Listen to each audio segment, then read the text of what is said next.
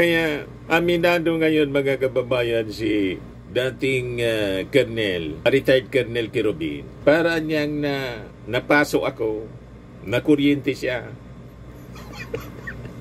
Hanga pa naman siya. Sabi ko sa inyo, pagtao po ng mga Duterte, siguradong makukuryente ka sa mga kwento nila. Colonel Kirubin, kung ako sa'yo, lumistansya ka na sa kampo ng mga Duterte. Kasi habang dikit ka dyan sa kampo ng mga Duterte, masisira yung pangalan po ninyo. At yung ambisyon ninyo na sana maging senador din kayo, malamang hindi mangyari.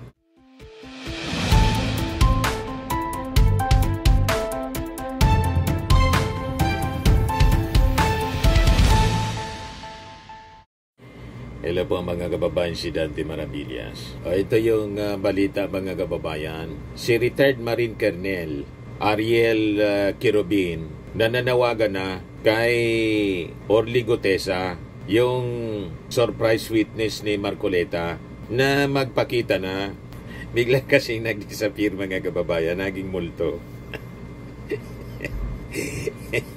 Diba? Anganganga pa naman mga kababayan kasi kapwa niya Marine, matapangan niya. Anganganga si Kirubin, pati si Bato de la Rosa. Sabi nga ni Bato de la Rosa, wow! Diba? Ngayon, inamin ni retired Colonel Kirubin na parang nakuryente siya.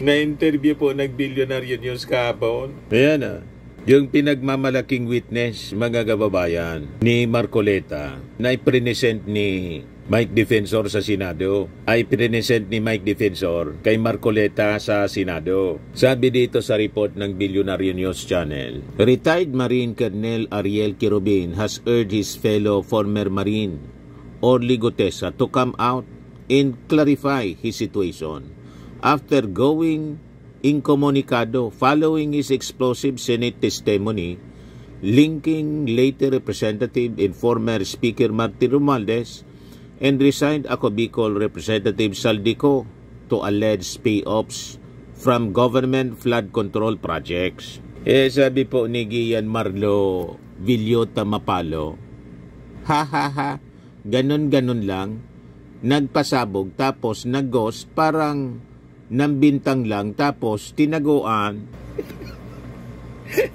Kaya aminado ngayon mga kababayan si dating retired Colonel Kirubin. Para niyang napasok ako, nakuryente siya. Hanga pa naman siya. Sabi ko sa inyo, pagtao po ng mga Duterte, siguradong makukuryente ka sa mga kwento nila. Colonel Kirubin, kung ako sa'yo, lumistansya ka na sa kampo ng mga Duterte. Kasi habang dikit ka dyan sa kampo ng mga Duterte, masisira yung pangalan po ninyo. At yung ambisyon ninyo na sana maging senador din kayo, malamang hindi mangyari. Magpo kasi ito si Kirubin mga kababayan, independent, talo. O ngayon, parang nag-a-align siya, mga kababayan, sa kampo ng mga Duterte para siguro mabos yung kanyang political ambition. Malamang lalong lumubog. Diba? Kasi madali siyang madala sa mga kwentong kutsiro. Como kapwa niya Marine, mga kababayan nitong si Orly Gutesa. Ito, pakinggan natin yung report ng Billionaire News, mga kababayan, tungkol dito sa sinabi ni retired Colonel Kirubin. Retired Marine Colonel Ariel Kirubin urges Senate witness and former Marine Orly Gutesa to come forward. On Billionaire News' own point, Kirubin revealed Senate President Pro Tempore Ping Lacson has sought his help in locating Gutesa. He earlier expressed admiration for Gutesa after the witness testified on the flood scandal before the Senate Blue Ribbon Committee. Senator, kanina naman nag-usap din kami ulit. Sabi niya, patulong na lang, no? Kung paano mo, alam ko malawak yung iyong network. And in fact, sabi ko, I'm working on it. I hope, sa akin lang to put a closure sa nangyayari na to, it should really surface. Sa akin lang Kasi I vouch nga, sabi ko, bumili nga ako sa'yo, tapos ngayon nawawala ka. Di pati ako para mong di ba? Napaso. Napaso daw siya. You see? At sabi po ni Kerubin, ito niyang si Gutesa, malabo na manirahan sa compound ng Philippine Marines kasi retired na siya. Yan Kerubin also asserts a retired Marine cannot live inside the agency's compound. Pwede ka pa rin pumasok. Pwede, sorry, okay. Yeah, pero kung sasabihin na nakatira ka ron o titira ka ron or somebody will take custody of you, then that is not really true kasi you're no longer in the active service.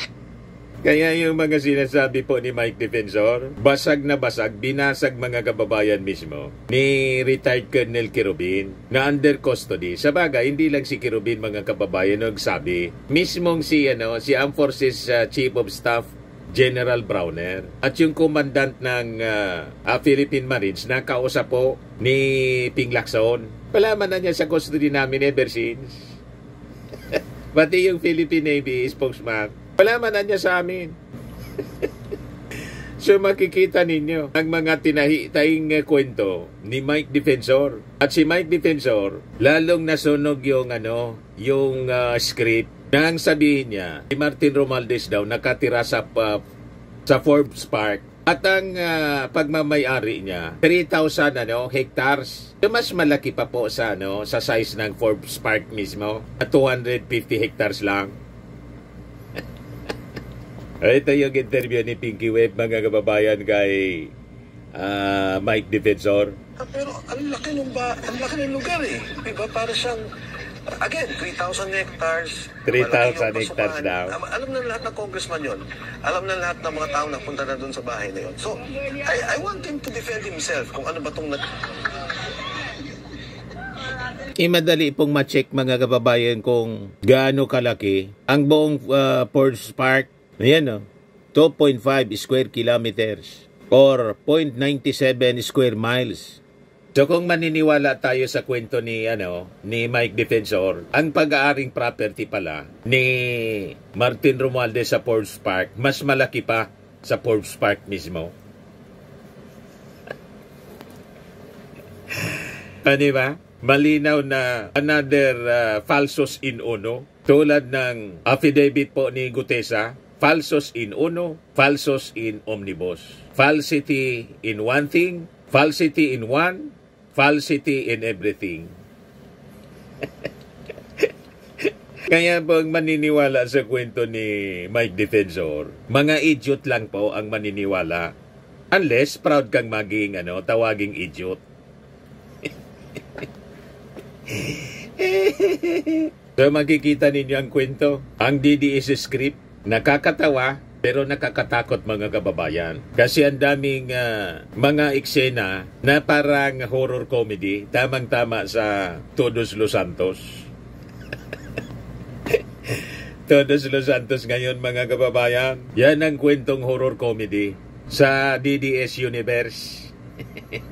Pero pag tinanong ng ebidensya mga kababayan, biglang nagmumulto, nawawala, umiiba ng topic at lumalabas mga kababayan, na scripted lang ang bangungot. May ganonan niya, Mr. Maravillas. Ganon sa DDS Universe po, sa mundo ng mga DDS. So makikita natin, sa loob po ng Blue Ribbon, sa House hearings, sa ICI investigations, iisang pattern lang po ang lumilitaw. Pag kumatok yung katotohanan, takbuhan ang mga multong DDS. Diba? At kapag sila ay sumabit, ipapasok nila si Martin Romualdez sa kanilang script. Kahit malinaw na wala mang kinalaman yung tao. Wala nga pong pirma. Wala yung pangalan niya. Kita ninyo? Basta ang objective nila, isabit si Martin Romualdez. Ngayon, ano ba yung top DDS wow mali moments? Yung sinasabi po mga kababayan na safe na si Jinggoy, hindi man totoo.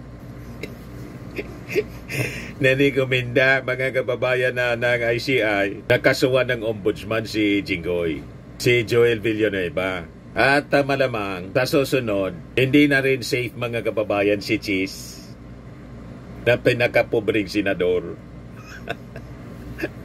Di ba pa? So makikita natin sa naging hearing ng Senate Blue Ribbon Committee before po, yung si Marcoleta pa, ang chairman, po yung mga DDS, ang sabi po ng mga DDS, mga kababayan, ang dapat talaga daw na humawak ng Senate Blue Ribbon Committee, si Marcoleta. Alam na natin ang rason kung bakit gusto nila na maging chairman si Marcoleta, para safe si Jinggoy, si Joel Villanueva, at iba pang mga senador na sangkot. Di ba po? Pero nakita ninyo, imbes na naging case closed, naging horror plot twist po yung nangyari. Kasi sabi ni Marcoleta, di ba, safe ka na niya, referring kay Jinggoy. Hindi pa pala safe. Gusto nang gawing safe. Ganon ang kanilang script. Sabi naman po ni Bongo, huwag pong ilihis yung issue dito. Tumbukin po yung dapat tumbukin. Sagot ni PCO Jose Claire Castro, kaya ka nga tinutumbok. Tama. Walang nililihis po. Dapat talagang tumbukin kung sino yung mga nagkinabang po dito sa flood control scam. Yan ang rason kung bakit tinutumbok po kayo. Kasi malinaw mismo sa testimony ni Diskaya, sa pagtatanong mismo ni Bato, na tumiba yung kumpanya ni Diskaya 2016. Kaya tinutumbok talaga kayo. Hindi po linilihis. Talagang tinutumbok po. Malinaw sa pagtatanong mismo ni Bato de la Rosa. Yung mga flood control projects, kailan kayo nag-engage ng flood control projects sa DPWH? Siguro mga 2016 onwards. Please make sure of your answer. Yes po, 2016 onwards po. Tumbok na tumbok. Yes po. 2016 onwards. May follow-up Yes, sir. ba? Okay. Go ahead, sir. Go ahead. Alright. Walang paglilihis po. Talagang tinutumbok. Ang nililihis, efforts na talagang ilihis po, itong mga testimony ni Gutesa mismo, na mismo siya sa kanyang affidavit, hindi siya familiar.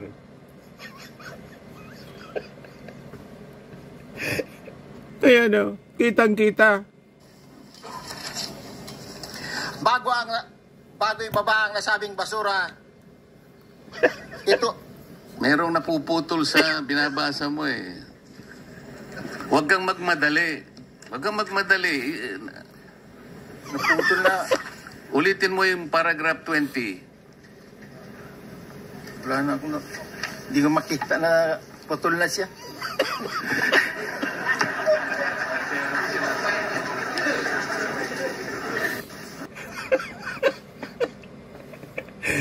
Kita ninyo. Recorded po. Kitang-kita na talaga pong ginawa lang yung script. Hindi familiar mismo yung nagbabasa ng script.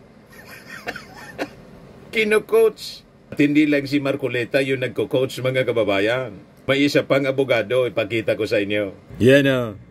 Pagmasdan ninyong mabuti. Yan o. 42 Forbes na, Your Honor. Sa bahay mo ni Speaker. Yes, Your Honor. Ilang beses kayo nag-deliver doon? Misan lang? Ilan? Ako, in my, during that time, tatlong busy sa akin, pero based doon sa group chat namin is 42 Forbes na, Your Honor. Sa bahay mo ni Speaker. Yes, Your Honor. Ilang beses kayo nag-deliver doon? Misan lang? Ilan? Ako, in my, during that time, tatlong busy sa akin, pero based doon sa group chat namin is 42 Forbes na, Your Honor. Sa bahay mo ni Speaker. Yes, Your Honor. Ilang beses kayo nag-deliver doon? Misan lang? Ilan?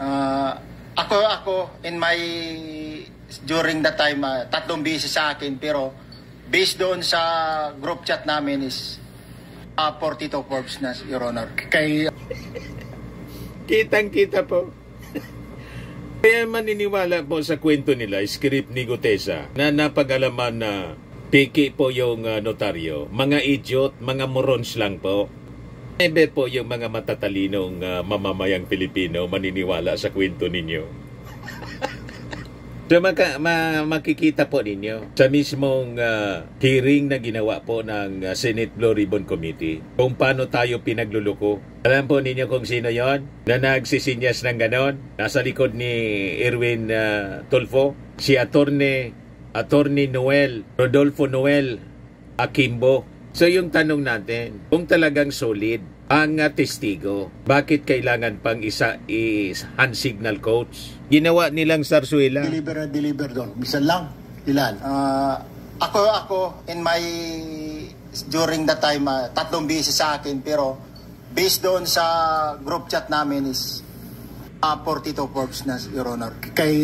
Sa bahay mo ni speaker? Yes, Your Honor. Ilang beses kayo nag-deliver doon? Bisan lang. Ilan? Ako, in my, during that time, 3 beses sa akin, pero based doon sa group chat namin is 42 Forbes na, Your Honor. Sa bahay mo ni speaker? Yes, Your Honor. Ilang beses kayo nag-deliver doon? Bisan lang. Ilan?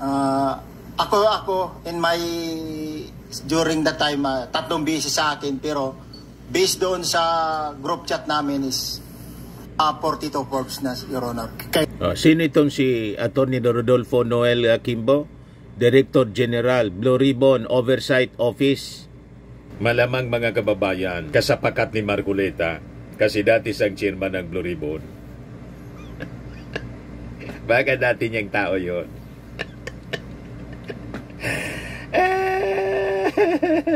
Kaya si Gutesa po, hindi familiar ng kanyang affidavit.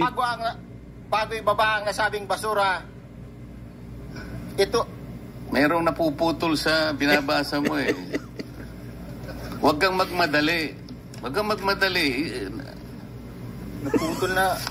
Ulitin mo yung paragraph 20. Wala na akong, hindi ko makita na putol na siya.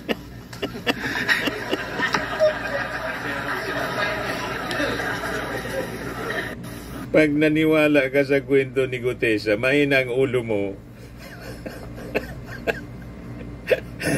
O, di ba po? So, mas familiar pa, mas alam pa ni Marcoleta yung affidavit ni Gutesa. Tapos, na-found out pa ng Manila RTC, falsifikado yung notaryo. Tapos, si Gutesa po, na sinasabing nasa custody ng Marines, as claimed by Mike Defensor, ayun, pinasinungalingan ng Marines at mismong Armed Forces ni General Browner. Never na ilalim po sa custody ng Philippine Marines itong si Gutesa. At ngayon, yung latest po, si retired Colonel, Marine Colonel, Ariel Querubin mismo yung nagsabi. Sabi ni Querubin, araan niya kung napaso, lumabas ka na niya.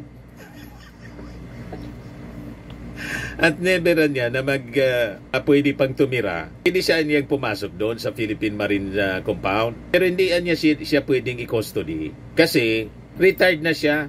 Din siya niyang pumasok doon. Kaya lang wala nga. Sabi mismo ng Philippine Marine Commandant, tinanong po ni Ping Lacson, wala niya dyan.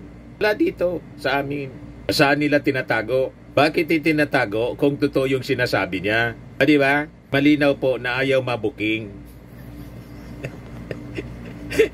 Kasi nga po, falsifikado yung kanyang affidavit. Kaso ang kanyang kakarapin ngayon, perjury. Pati si Damay, si Mike Defensor, pati si Marcoleta. Kasi gumamit sila ng falsified na affidavit. Pwede nga daw madisbar, sabi ng isang abogado. Madisbar itong si Marcoleta. So ayaw humarap, hindi makita. Si Gutesa hanggang ngayon, parang white lady sa EDSA. Naging multo, bigla mga kababayan. So nangyari ngayon parang Halloween prank. Pagkatapos na mag-collapse yung ganyang testimony, hulaan po ninyo kung sino yung sinisisi. Tama kayo, si Martin Romualdez. So makikita ninyo, ghost witness, ghost logic, ghost blame. Lahat ghost. Tapos, sabi ni Mike Defensor, may 3,000 hectares daw na pagmamayari si Martin Romualdez sa Forbes Park. Mas malaki pa sa mismong Forbes Park. Kasi yung Forbes Park pala, 250 hectares lang. You see, 3,000 daw hectares. Sabi ni Mike Defensor yung pag-ari ni Martin Romualdez. Makikita ninyo kung paano gumawa ng falsipikadong kwento. Sanay mga kababayan si Mike Defensor. May history na kasi siya. Yung kay Ador Mawanay. Di ba pa? Ito na yata yung peak horror comedy ni Mike Defensor. Kasi ginawa niya ang real estate ghost tycoon si Martin Romualdez. Mayari ng 3,000 hectares daw sa Forbes Park. Habang yung mismong Forbes Park, 250 hectares lang po ang laki. So baka ang sunod na kwento mga kababayan ni Mike Defensor, si Martin Romualdez na ang may-ari ng BGC. O baka yung Manila Bay, biglang sabihin ni Mike Defensor at tituluhan na ni Martin. Pati buwan. Kita ninyo? Huwag na tayong magtaka mga kababayan kung bakit si Mike Defensor hindi nanalo ng mayor. Kumandidato itong mayor ng Quezon City. Talo. Kasi basang-basa na yung papel. Mga kababayan, yung pagkatao niya, after masabit doon sa tanim witness, si Ador Mawanay.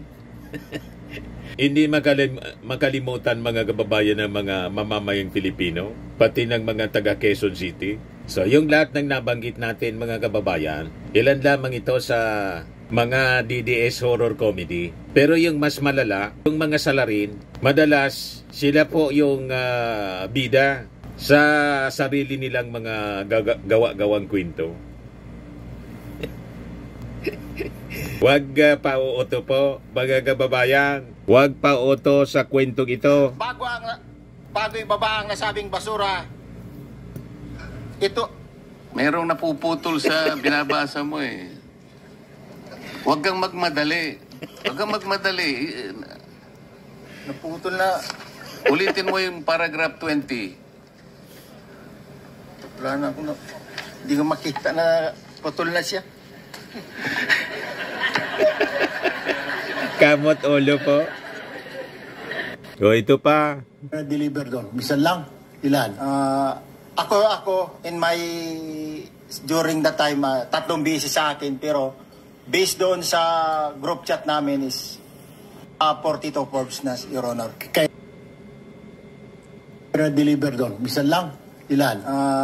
Ako in my during that time 3 beses sa akin, pero based doon sa group chat namin is 42 Forbes na, Your Honor. Sa bahay mo ni speaker? Yes, Your Honor. Ilan beses kayo nag-deliver doon? Bisan lang? Ilan? Ako in my during that time 3 beses sa akin, pero based doon sa group chat namin is 42 Forbes na, Your Honor. Sa bahay mo ni speaker? Yes, Your Honor. Ilan beses kayo nag-deliver doon? Bisan lang? Ilan? Ako in my during that time 3 beses sa akin, pero sa mga naghanap ng malinis and spacious fitness gym, pumunta lang po kayo sa aming Colossal Fitness Gym. We also offer Grab Car Rental with our brand new 2023 model ng Toyota Innova.